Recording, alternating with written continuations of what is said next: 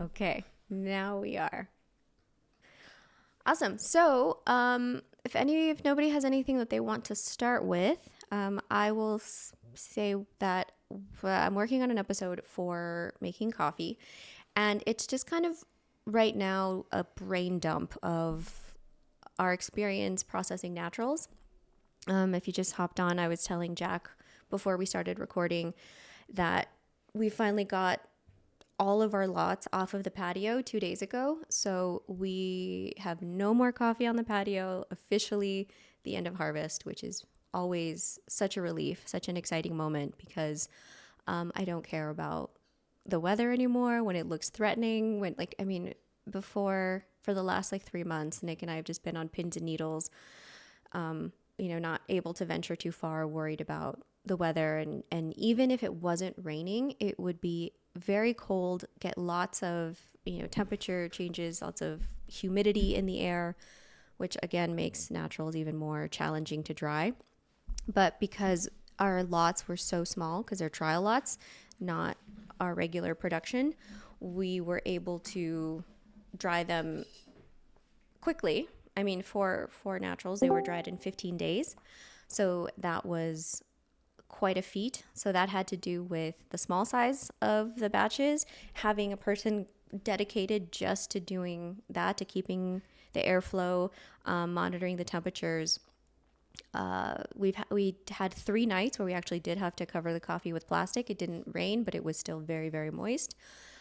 So we're really pleased with that experience. And for the last 2 days, Nick has been busy with Juana, who helped us on the patio, milling those coffees. And milling is its whole other challenge because we don't have a proper dry mill for dry processed coffees because that's not something that's done here.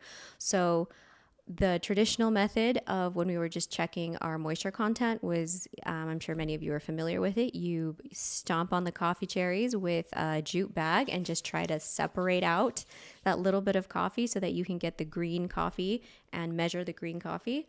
The challenge with that is that it's destructive. So every time you take a sample and you're measuring the moisture content, and if you're still up at 15, 16, that coffee is going to dry differently now that it's green coffee. So it's a destructive way to, get that information, which is why I have a challenge with naturals because I feel so blind, like along many steps of the process. So we're blind in our fermentation. We're blind kind of as we're drying, and now we are trying to mill all of the coffee and be able to cup it. So we did seven different iterations. So I did kind of a submerged, just a wild fermentation. So 72 hours just in water. And then we did 3 different combinations of just yeast and lactobacillus, Saccharomyces and lactobacillus, and then Pichia and lactobacillus, and then just the lactobacillus, and then just a Saccharomyces. So a bunch of different combinations for these coffees.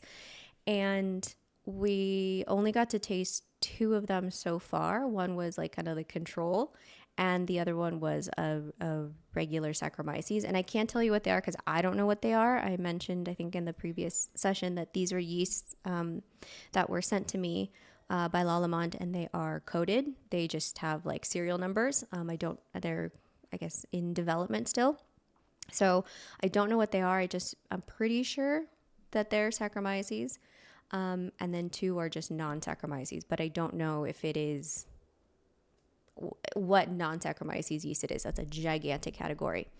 And for the first one, we we cupped it yesterday, and then this morning we already had like a full cup of it. And I've also spoken on here about how it's important to taste the coffee in many different ways because sometimes in a cupping it shows a certain way or you have a certain impression of the coffee when you're only having like 5 or 6 spoons of it, over 45 minutes versus the experience of sitting down and drinking 8 ounces of a coffee and experiencing it, in that scenario.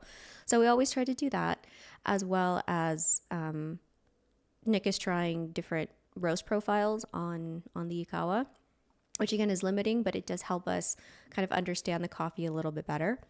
And we talked a little bit about this last time as well, about the roast level and how it pairs with some of these coffees, and how the the last year's coffee, I think, does much better with a lot more development and a lot more energy to like break the coffee open, versus a light roast, which doesn't really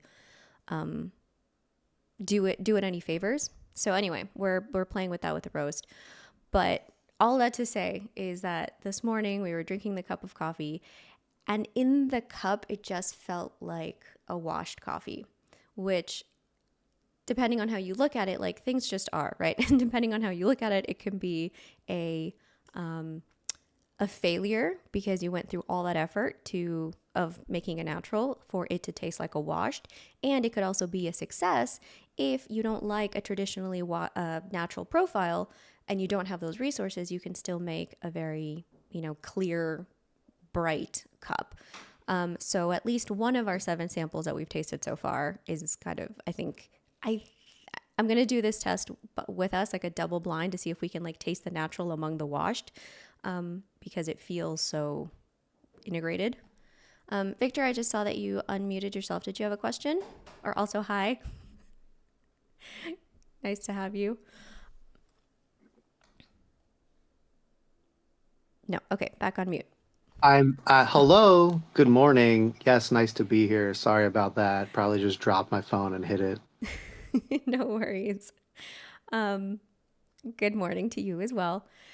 Let's see, where was I? So the point is that the natural can be tastes like a washed, and I think that it's a concept that I've wanted to prove to myself, that we don't have to stick with the processing method to get a particular flavor profile, that we can kind of mix and match so that we can make a wash taste more like a natural by giving it more body and giving it more of that fruity component. And that the reverse is true, that we can take a natural that is usually more thought of as like that heavier profile, and make it higher acid and sweet. Oh, Paolo has a question. Let me open the chat. Yes, Paolo.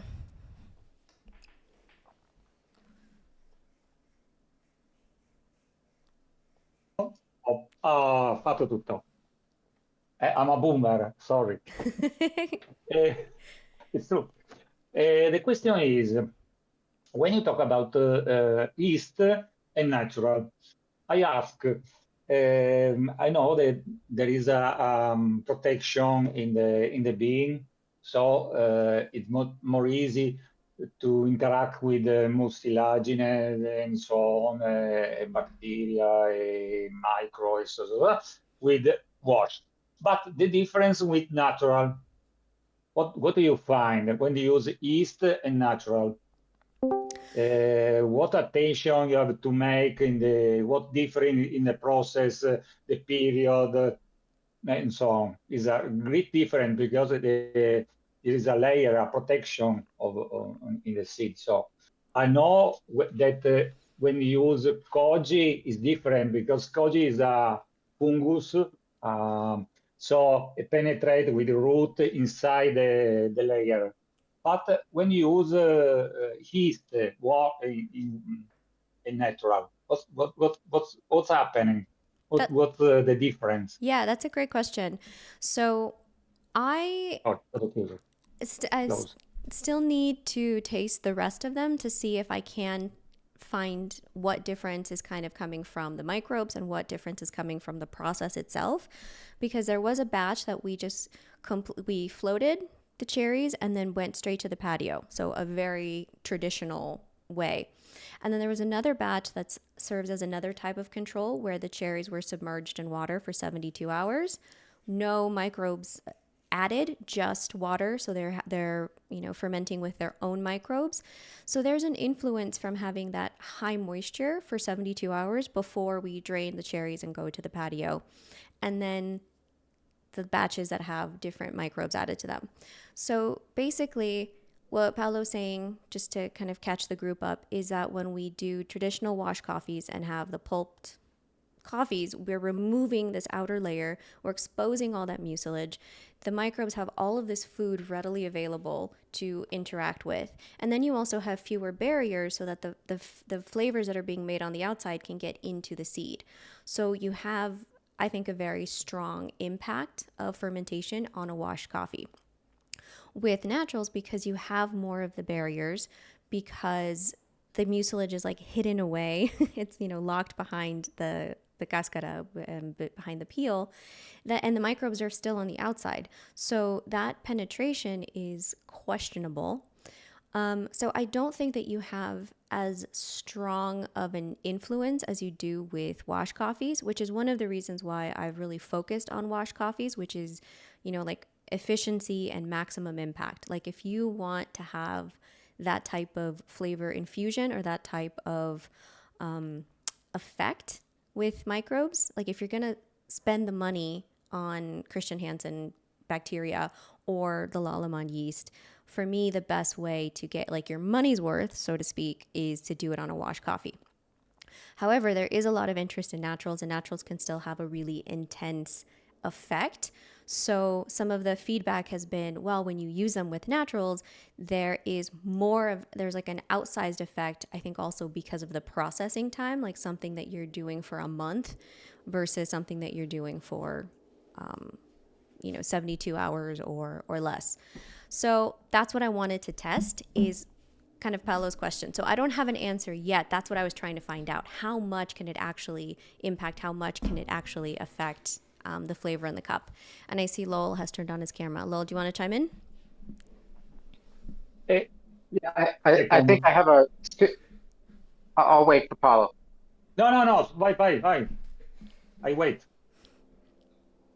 The one, I think the big overview of all of this is it's so important where you're at, right? Because if you're doing a natural in a place that's not set up for wash, so you're set up for wash, so it's very inconvenient to do naturals. But if you're in a place where it's set up to do naturals, the idea that you don't have to use as much machinery to depulp and things like that. So there are places where the weather and the setup might be better for naturals. And then the point of having controlling the microorganisms is just to make sure that the risk in a natural is that you're not going to get a clean cup, that you're going to have too much of process in the cup, and that's not going to be something you can control. So I think that's maybe could be the reason to use the controlled microorganisms. My question, similar to what Paulo said, we've seen you've shared research from the Brazilian scientist forum, right? And how the impact of peeling the skin off of the seed creates that start of germination and the compounds that show up in a washed coffee, a coffee that's been depulped versus a natural. And so if we think that peeling the seed is triggering germination, and germination, if dried gently, can have compounds in the coffees that are favorable. What do you think mechanically or physically is happening when you're doing cherry, because you're not peeling it? So you're maybe not, when are you getting the influence of germination, or you're not getting the influence of germination, and it's some other influence? And what do you think that is? Great question. So to go back to the first thing that Lowell said, I think that in dry process, when we're adding microbes, the biggest effect for most places is biocontrol. It's just out competing any spoilage organisms that could be coming in from the field, that could be maybe in your float water or in your equipment. So inoculating at that point is more protection. It's more reducing the risk versus really like potentializing and like creating these like incredible flavors. It's kind of more of an insurance policy to make sure that you're not going to get mold and that you're not going to get, any defective bacteria or off flavors, so that it allows you in a place where you have very little, where you need little infrastructure, where you can just process in this very simplified way and still get a clean cup, get clarity, get some brightness, and have a good cup of coffee. I think that's most of the effect, but I think there can still be something on the other side of that. I think we can have the biocontrol, clean naturals that taste more like washed, but then also try to potentialize some of the flavors because you have that opportunity of more contact time. The second part of that Lowell was asking about was the positive effect of germination on wash coffees, where you have the skin, and if the seed knows that the skin is still on, there's a signal that says, hey, it's not a good time to germinate. So by the fact that you're pulping and removing that layer and you have all this moisture around, the seed says, oh, the conditions are favorable. It gets, some enzymatic signal that says germination can begin now. Whereas when we do the dry process, not only do you have much less moisture, but you also have that protective layer, so the seed says don't germinate. So we're not getting the benefits of that. And again, why would germination create better flavors? Well, the seed is a lunchbox to create the next plant. And so there's a lot of carbohydrates, there's a lot of sugars that are kind of bound. And the signaling of germination can say, hey, release those sugars. And you have these complex metabolic reactions that make these things available for us. So you have to catch it. You don't want it to completely germinate because then those carbohydrates get depleted. We want them to kind of get unlocked, become available, and then stop the process so we can drink that great coffee instead of continuing to become a plant. So for naturals, the prevailing theory is that there is a stress response from the lack of moisture. The seed kind of goes into this other this like other mechanism that's not germination, but that is stress induced, that also can provide really good flavors because we're not turning on those other sets of reactions, but there are, like, the seed is still changing even though it's not germinating. So there is a stress response to like protect itself and to have that survival instinct that most organisms have. And I'm trying to remember that I've seen this connected with GABA, which is a compound that is very well researched in like longevity for like the biohacking side of the world. There's something about this stress reaction that like turns on the GABA response for the seeds, and that has some like flavor consequences. But yeah, that is definitely possible, and then on the outer limits of any of the research I've read lately. So Lowell, I don't know if that's helpful, but it's not germination, it is something else. It has to do with a stress response. That's all I know so far. Now you sound like a neurologist. Yeah, and I think go ahead. This is when I take a cold shower or before I take a hot shower to induce stress so that I have a neurological chemical release to strengthen my brain, right? Yeah, absolutely. Different podcasts. And I think also like the idea of stress and quality is really well connected in wine. We know that for grapevines, you want to stress them out. You want to give them just enough stress so that they can have that survival instinct, produce, flavor compounds and put them into the seed versus into like vegetative growth and having like big green leafy. Like a happy grapevine produces lots of leaves. A stressed grapevine produces really good fruit so that it will survive and get to the next generation. So we know that stress is definitely a component, but there is a fine line, because too much stress, you just kill it. And so a lot of people who don't know when to apply the stress or when is like the best time just end up killing their grapevines. I don't know how that works for coffee. I don't think there's as much research because coffee is not as regular as grapevines. Like grapevines have like a single moment of bloom, a single moment of veraison, which is when they turn from green to red. They all do it at the exact same time. There is one single harvest. You go to the grapes once, and the cycle is very different from coffee. So I don't know how much of that can be like applied or kind of borrowed. But the idea of stress and flavor is not that far-fetched, is not that difficult to imagine, is kind of the point. So, where were we?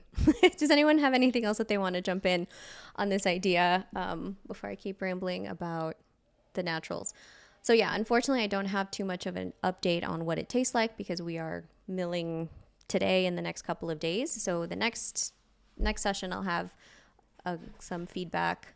Nick, is there anything you want to say about the naturals and the experience? Maybe later. Oh, what are we drinking? Nick just was gone making us coffee. So Nick made our FTC coffee from our Kenya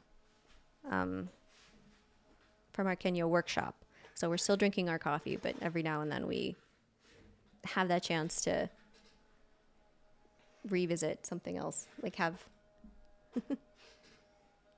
yeah. Nick wants me to pick on Alex Wallace. Just to say hi. Hi, Alex. How are you? Hey, how's it going? Sorry, I'm in the middle of doing maintenance on a roaster, so that's why I've got my camera and mic off. Full Hoover experience. Yeah, all good. I missed a few. Been on paternity leave for my dad and installed a new roastery, so it's all been a bit hectic my end. Oh, really? Cool. Awesome. Well, thanks for joining in. Just wanted to pick on you and say hi. Awesome. Yeah, thanks. Yeah, look forward to seeing you guys next time you're over in this part of the world. Oh, One day, yeah. maybe get to an FTC. We would love that. Actually, Alex, Lowell just had a question about roasting naturals versus wash. Do you have any feedback on how you approach those? Oh yeah, 100%. I think the best resource for that is Dr. Mark Al-Shamari's work on the effects of post-harvest processing on roasting. He did a lot of experiments using a Neohouse Neotech fluid bed roaster. Basically isothermal roasting, so one fixed temperature point, just comparing the differences in wash natural. And basically the major difference is how the coffee responds at the end of the roast. Typically, I would look for a short, personally, applying his research and my own sort of taste-based feedback on roasting, how I want to do things, would be a shorter development time for naturals and generally less heat applied at the end of the roast because the coffee will want to itself go exothermic and go and sort of take off and hit an end temperature which you don't want. Wash, typically a slightly longer development time and applying marginally extra energy through that period. I'm just going to take the mask off because it's not necessary. Not doing dusty things anymore. Yeah, that's about it. That's the two major things that I would do is development, what you're doing at the end of the roast and responding to the coffee. I really highly recommend, if you haven't seen Dr. Michael Shamari's Medium articles, really, really good reading. And how do you spell that so we can search it? I can put it in the chat, actually. I'll put a link to it. Please. Let me just do that. Yeah, Mark's a good lad. I talk with him often. Would you take that same approach when you're doing sample roasting for naturals, or do you just talk about production 100%. scale? Okay. 100%, both ways. Because we have very little experience with doing that, and that's what we're doing right now. Yeah, shorter development, lower end temp generally, and lower energy. Like if you're using, like I use inlet based sample roasting in the Kawa, and so like if my inlet would sort of be like sort of flatter for wash, it might be declining a little bit at the very end of the roast. I posted the link in the chat, and I highly recommend all of the articles he has. If I find them, they're reference text for me, basically. Awesome. Thank you so much for that. Last question. No worries. I'm gonna probably go back to hoovering. Just a quick question about when you're roasting, what is kind of the percentage breakdown of like washed and naturals? Do you feel like it's pretty evenly split? Does it lean more towards washed versus naturals? Like, what is that consumer preference? I'd say we're starting to tip more towards naturals and like value add processing in terms of like, then maybe there's a step where there's an anoxic step, maybe there's a step with I don't know, some form of beyond the traditional. We find a really big demand for those copies, even if they're more higher priced, and we're very happy to pay a high price. People are also very happy to pay it, and it just that's like kind of outside the I'd say the demand in the UK market, at least, is right now tipping, I'd say, more towards naturals. Washed is a harder sell. We Interesting. like washed coffees. I love drinking washed coffee, but just watching sales data, watching cut coffees move faster, it's naturals. Because I was just thinking about how not too long ago, a lot of the specialty coffee shops would not touch naturals. Naturals were not considered specialty, and now it's Oh, like flipping. I'd say complete opposite. Yeah, complete opposite.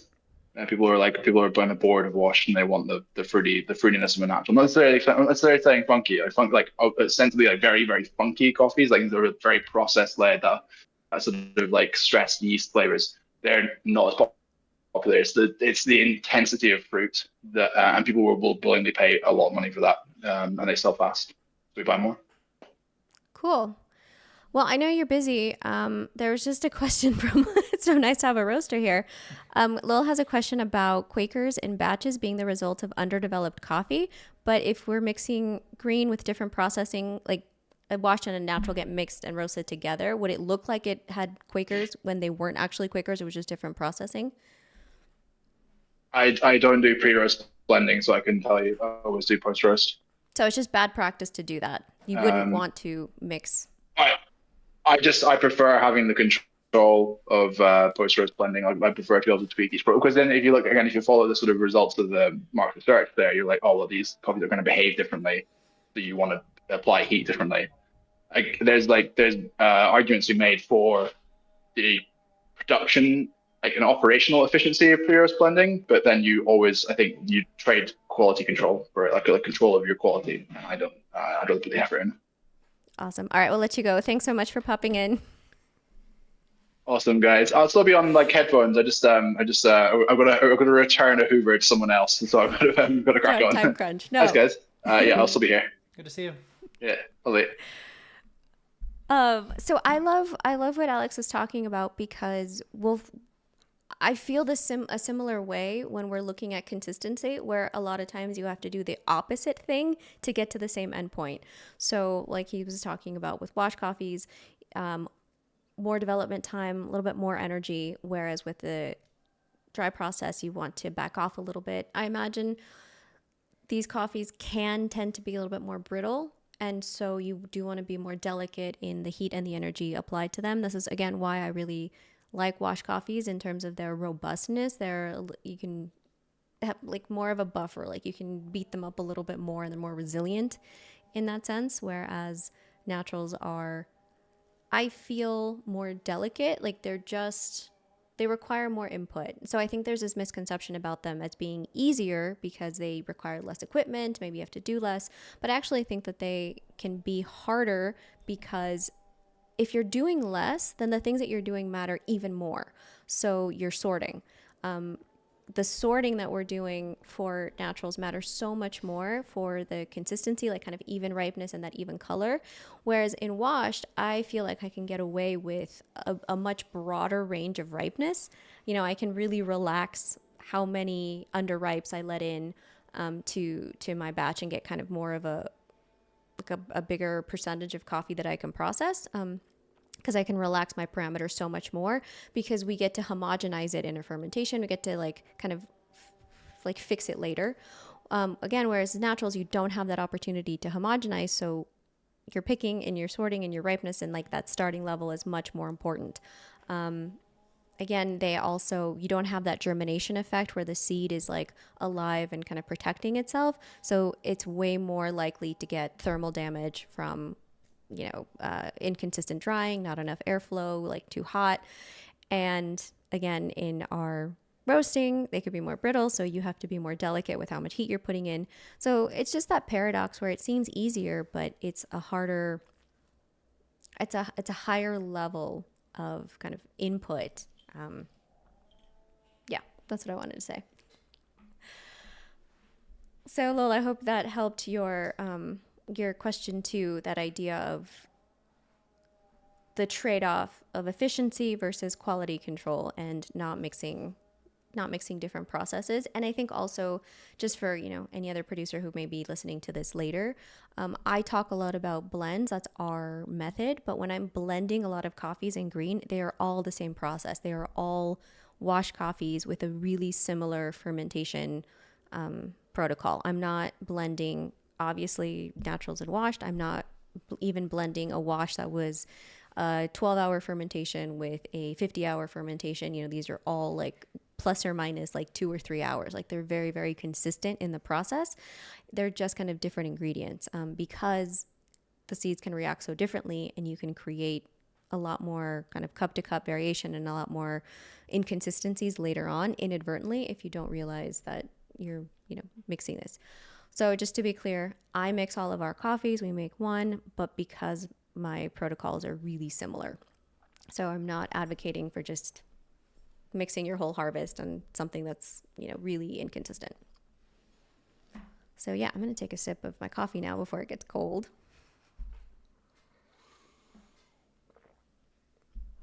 Nick, is there anything you want to talk about?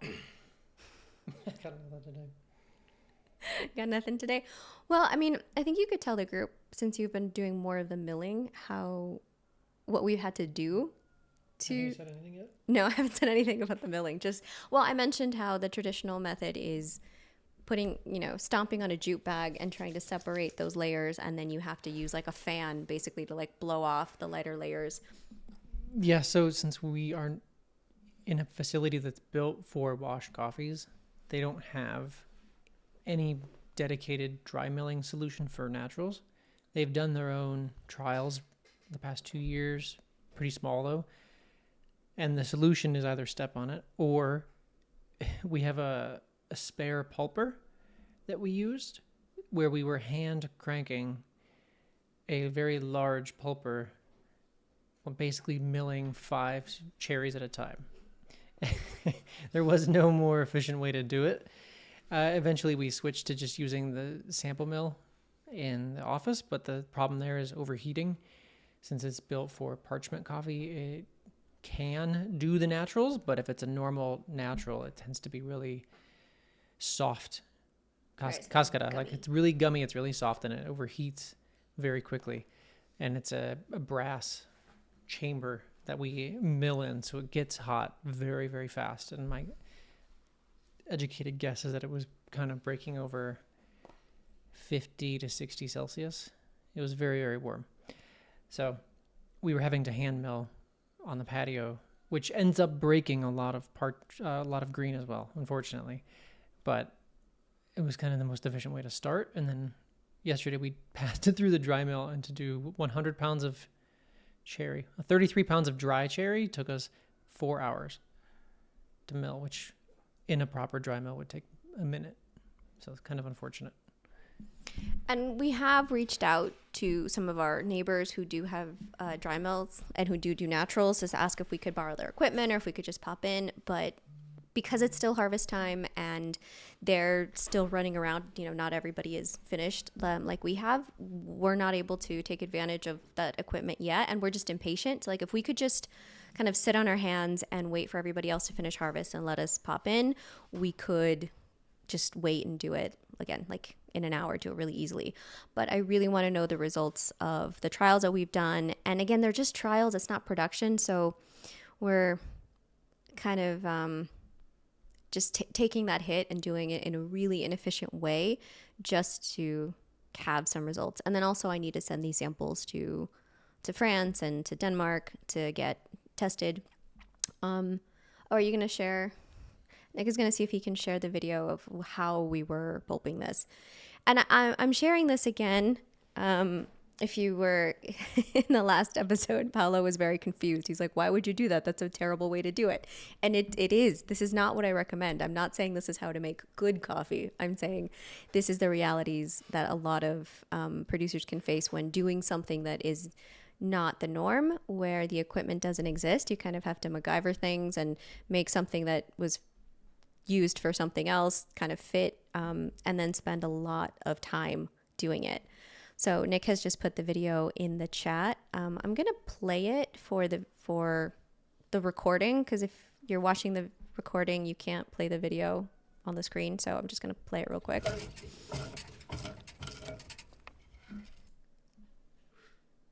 Sorry, full screen. There we go. So what you're seeing now is an old unused pulper that we took down to the patio. This big piece is down in the patio, and on the top we're filling with cherries, and at the bottom you can see the cherry skins, the parchment, and the green coffee there. So after all of that, you still have to sift through all of those different layers, and that takes a very long time. So it's slow to mill it, and then it's slow to clean it.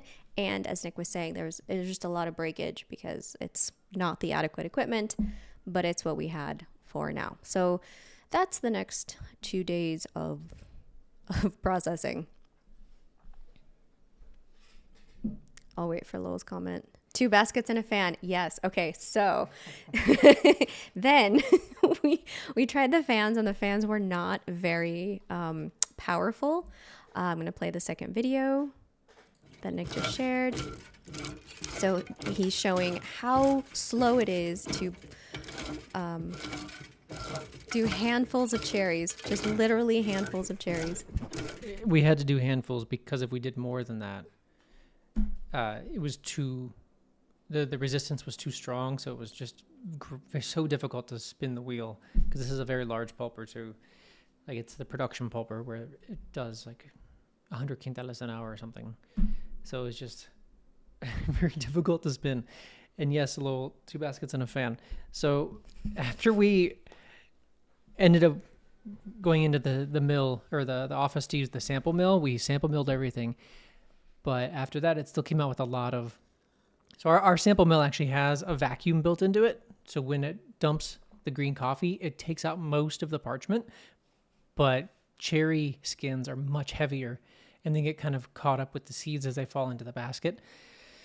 So even after going through the sample mill multiple times, there's still a lot of leftover kind of trash left in the sample. So my solution was to take a shop vac and put it in reverse, and we were just dumping the seeds from a height from one basket to another and just using the shop vac to blow all of the crap out. And we did not have a chance to take a video, but I'll do that today because it's hilarious. Yeah, we have been wanting to get that video. Nick, do we have a video of our small mill? The sample mill? Yeah, take it up. Nick will see if he can find what we usually use for parchment in our cupping lab. Lola's saying that you have a mill for small batches 13 hours away. Yes, exactly. I think if we could also access some mill quite far away, but again, our impatience is getting the better of us, and so we're kind of banging our head against the wall for this. And again, this is a terrible method because these are just trials. It's the end of harvest. Like, this is not what I recommend. Just sharing what we're actually doing. And again, the things that Nick was mentioning, where we're really wanting to be careful of temperatures, how hot the mill is getting. 60 Celsius. We don't want to, again, pre-cook our coffee and get those delicate flavors. So being really mindful of making sure the machine's not overheating. I see that as a really common mistake of, again, doing a trial fermentation and then not paying attention to drying and getting really high temperatures and maybe volatilizing a lot of the good flavors that you're making. Or even in milling, these machines can get really hot. And if they're running for a really long time, we can start to degrade some of those flavors. So just keep in mind how you're treating this coffee the whole way, not just, the fermentation trial that's a couple of hours, but it's like, how are we treating this coffee over its lifetime? It's really interesting. We take so many pictures of everything, and it still shocks me how I'm like, how do we not have a picture of this like really simple thing? How do we not have a picture of it? Just happens to us all the time when we're trying to like do a post or share something on the newsletter, and I want a picture of like a really basic thing. And in all our years, we don't have one. So we owe you a video of the shop vac situation, and we owe you a video of our mill. Lowell says, I don't know how well it works, but I have seen people use a corn mill with a hand crank to mill naturals. It breaks even more than what we broke because they've done that here before, and they ended up losing like 50% of the coffee. Which is a lot when we have these 30 pounds. Like each of these trials are only 30 pounds of green coffee. Again, we started with 100 of cherry. And yeah, we're seeing maybe like a 20% loss. What do you think? No, not even. No? Less than 5. Okay, so we've gotten the breakage under control. Yes, of course, Paolo, you can ask another question.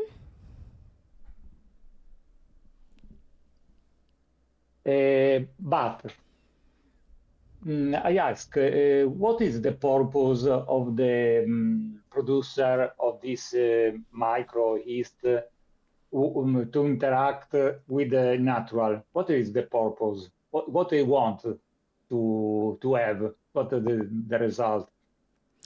So the purpose of including these yeasts first was, can we clean up the coffee? Because here in this location in Guatemala, I feel like most of the naturals that I try taste very muddy. They're unclear. Like it's not a pleasant experience of a cup of coffee that I would like to drink. They feel really heavy and they feel more of that like overripe kind of component. So the idea of using microbes is, can we clean it up so that we can have a natural process, but have it have brightness, have it have clarity, have it have balance, have it be a more kind of complex cup without it just being heavy. Because most of the naturals I taste are just like heavy raisins. Like there's just not a lot of life to them. So the purpose of the microbes is, can we just like shift the profile without changing the method? Like can you make a natural not taste like a wash, because we're not trying to trick anybody, but can it taste more balanced and can it have more acidity and can it just be that clarity? That's my goal. The further goal that I think somebody else could have is saying, okay, now we've like took naturals from this like overripe, syrupy, heavy, like kind of flatness. We've brought them to this clarity. Can we take it even further and like push some fruit? The same thing that's happening in wash. Like, can we, turn up the volume on some of this fruitiness? Can we turn up the volume on the complexity? Can we get some different note that we haven't been able to get before? Maybe our coffee always has, a pineapple, passion fruit type of profile. Can I get something that's more red fruit without having to plant a new variety? Because that's, easier to accomplish and saying, okay, now you're going to have to rip out your trees, get a new variety that has that profile. Now you're going to have to take out all your caturra and replace it with something else and wait 4 years to get like a good harvest. Instead, like it's easier for a producer to say, can I switch my microbes and just get a different profile with the coffee that I already have? Because I can find that out in, a couple of weeks without having to replant. So that's my approach, is how to make it easier for a producer to get some different profiles, have more offerings without having to get new genetics, get a new variety, or buy all of this equipment, because, a lot of producers don't have those resources. So that's my attempt in using these microbes to see, can we achieve those things? But also make more control in the natural process. This is another goal.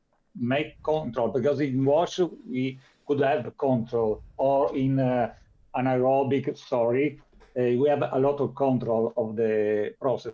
But in natural, actually, we don't have. That you is put on the correct. patio, this is finished.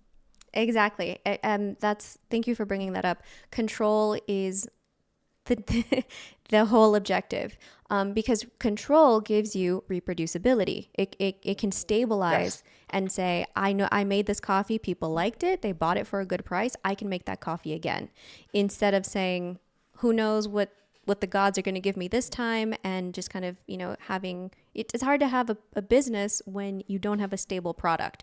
So if we can control and stabilize a certain quality, that's good for a producer. And once you have that stability, then you can scale up. Then you can say, okay, I can make more of this, or I can experiment in these other ways. But if you don't have that control and that stability, it's really hard to grow or go anywhere. So that's my main goal of using microbes, is just control and stabilizing, and honestly, like risk reduction. Reducing the chance of defects, reducing so much cup to cup variation, making it easier to produce good coffee and not necessarily like doing more for that. Yes. Perfecto. Yeah, so Thanks. that's how I use it. That's not the only way to use microbes. There, other people with different philosophies and more money can use microbes to do more extreme, more interesting things. I admit I use them in a pretty boring way, but boring is, I think, more helpful for more people to have that like baseline and then experiment on their own. But like on consumer, I see, I taste the difference from producer that have control in could reproduce the quality of the coffee, and other producer that have one lucky moment and so I finish because we taste a lot of coffee that change in the second year when they have defect and so and we have few producers that make always great coffee because they have control, and we understand that the reason. Now we understand why. And the control is the solution. The In control. every situation, also C market, also 80 point. This is not a problem of the quality, but to have always a quality also in the commercial, but have quality replication of quality. Sorry for my English. No, that's a great point. Volatility is difficult for everybody on every, level. Volatility in prices, volatility in quality, volatility in climate.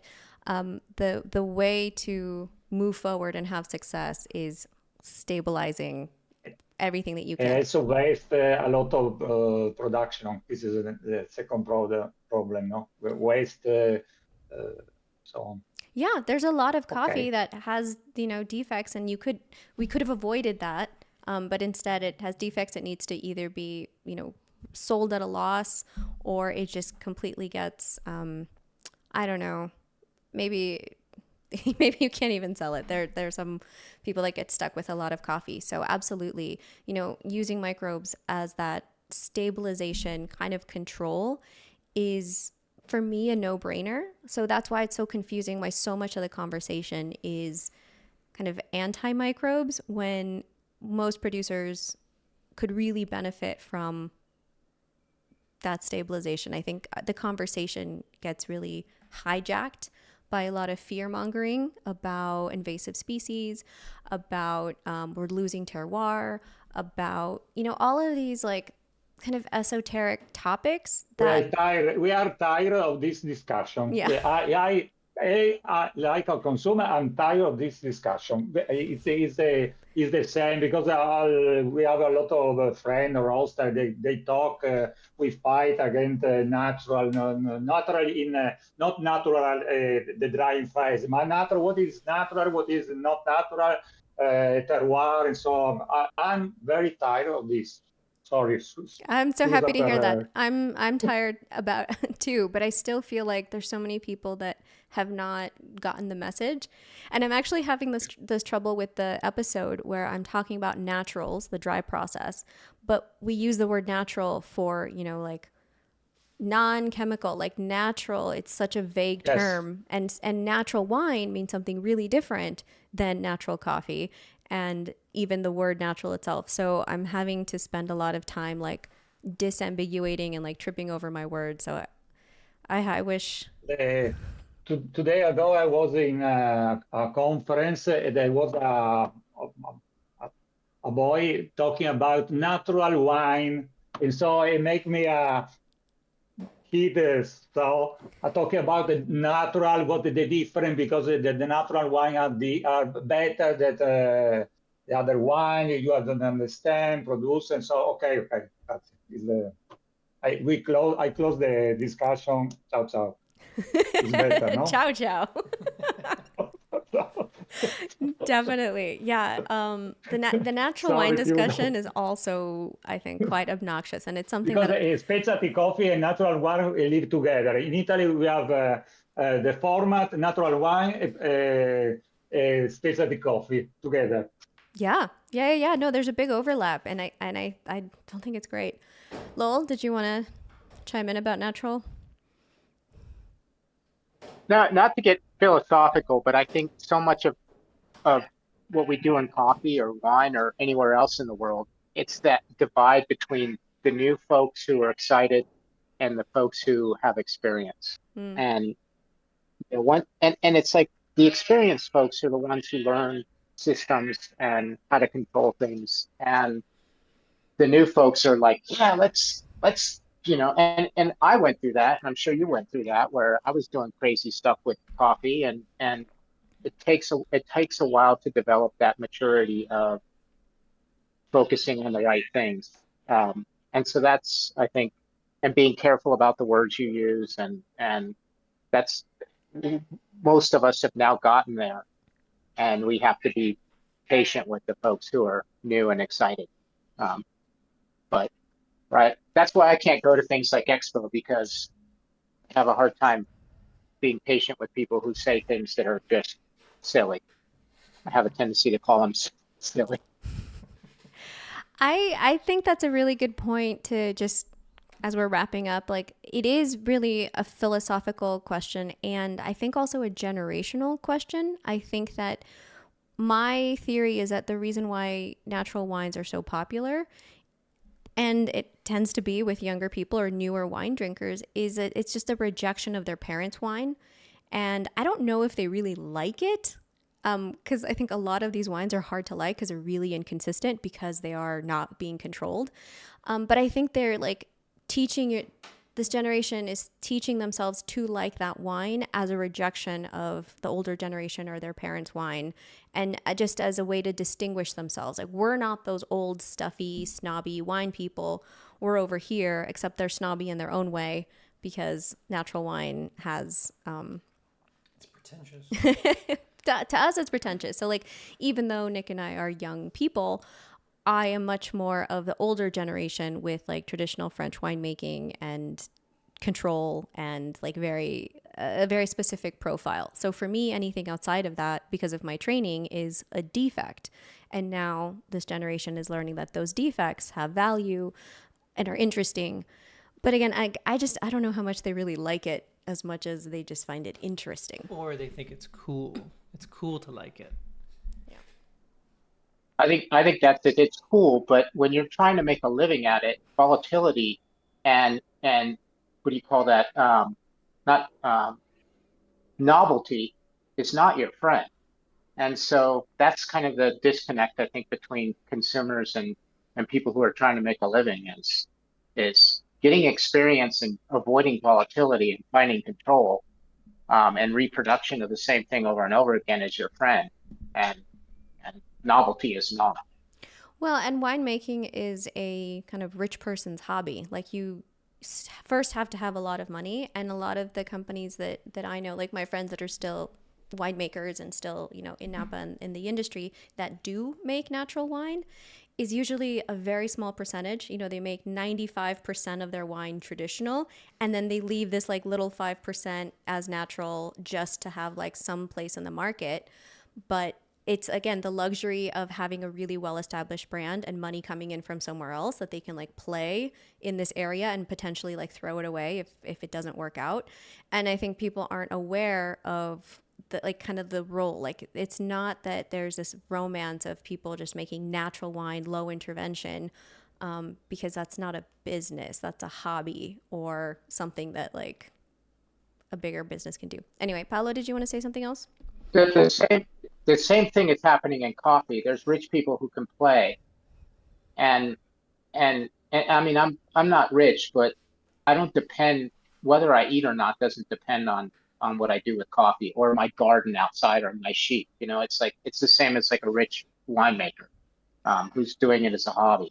But I think so many people in the coffee industry confuse some of these little micro lots that we get in competition as the business, and it's just rich coffee farmers with hobbies that can afford to fool around, and that's not that's not most of coffee. Absolutely. Most people in coffee can't afford to fool around and eat. Exactly. And so that's And my goal through this is like just awareness, like showing that coffee producers are not a monolith. Like there's a huge variety.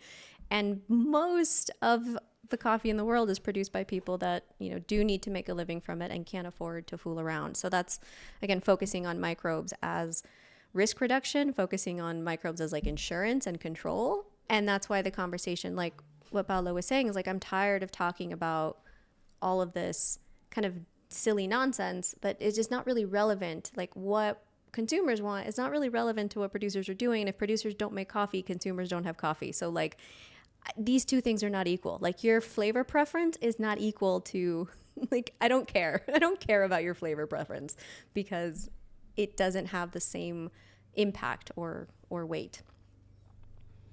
I have a friend who sell specialty coffee in Italy. There is only one person in Italy sell specialty coffee.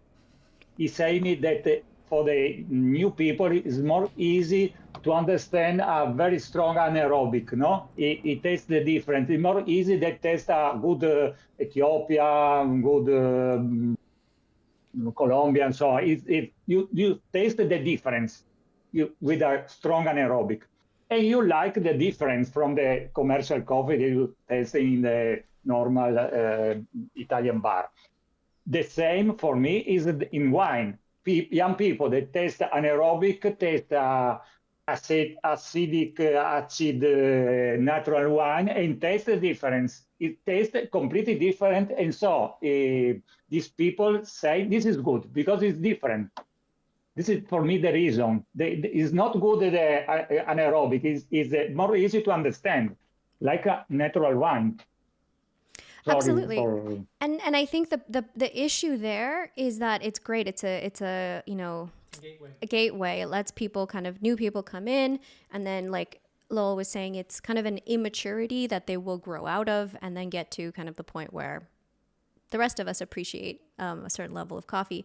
I think But in the second period, they improve. They enter in a specialty, taste anaerobic, and after month, year, century, I don't know, they could understand and taste a good natural, good wash. But there is the reason for change. well, and They enter and change and start to understand the difference. yes, they get into it for that reason, and then they mature, and then they have a Mature, yes. different preference. What I think is kind of an issue is the lack of awareness, where so many kind of a newer audience likes this type of style, and because they can actually discern and feel a difference, they think they're actually advanced when they're the novices. Like they're the newbies coming in pretending they're the sophisticated lover of coffee or lover of wine because they can actually taste the difference that maybe before was not accessible to them. So I think that disconnect of thinking you're more sophisticated but actually you're the newbie is what's causing a lot of like confusion and frustration in the industry, and realizing like, no, you're going to grow out of this. Like, I know it's exciting now, but you're going to get bored and you're going to grow out of it, and you're going to want a more sophisticated, more elegant cup of coffee that's harder to make, that's not so straightforward. But that takes time. Hi. I just have one question. I'm so sorry I'm asking it right now. Oh, So sure. I did give a few of my lots for cupping this year, but the specialty lots.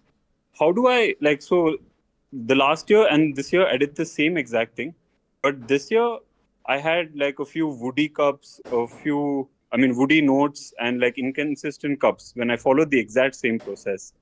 What should I do? Like, what happened? Do you have any insights on how should I take it further? Well, so I think this is really common, saying like, I did the same thing, but I got a completely different result. And we talk a lot about, at least even in the beginning of the conversation, a lot of times to get the same result, you shouldn't do the same thing, because even if you do the same thing, the conditions are not the same. So even if you are doing what you can control, like you're picking the same farm, the same varieties, you're putting it in the same equipment, doing the same number of hours, the context around that is different. So maybe it was more rainy, less rainy, hotter, drier, and all of those things impact your microbes. They impact again, the metabolism of the seed, they impact like the starting material, like how ripe, how developed the cherry was. So just because you did the same thing, you shouldn't expect the same result. A lot of times you have to do something the opposite of what you did to get that same result. So my suggestion is having really clear documentation of not just what you did, but again, the circumstances around it. So what were the average temperatures? Just anything that you initially you may not think is relevant, but when you look back, you can say, when we picked that lot, it was actually like it rained the week before, and then we picked that coffee, and then XYZ. Versus this year, if I look back at my notes, it was really dry. We didn't actually have any rain. So that could be a reason why you start to see differences. And even though it seems like the same coffee, it's not the same coffee. So without knowing like any of those kind of other externalities, just keeping in mind more record keeping and doing the same thing is not a recipe for getting the same result. But if you can come back next time, again, we meet every other Friday. So if you come back, Sufyan, in 2 weeks and you give me some more information, if you bring some of your notes, if you bring, some more of that background, we can workshop it together and we can see if there was something there. So I hope that helps, and maybe that's possible for next time or another time. Definitely. Thank you so much. All right. My pleasure. Yeah, that was a really fun question. So this is what this space is for. So just bring your information, and then I'll give you my feedback, and then we can also throw it to the group to see what could have happened. And if you don't want to wait until the next one and we want to kind of get the conversation going, if you can bring that information to the producer to producer channel here. Also, that would be a really great place to share some pictures. If you have pictures of your facility, pictures of your cherry, pictures of your farm, whatever pictures you can share to help give us context and background, we can give you better feedback on what could have happened to give you that inconsistency or how to prevent it next time. So, all right. Thanks, everybody. And we'll see you in a couple of weeks. Bye.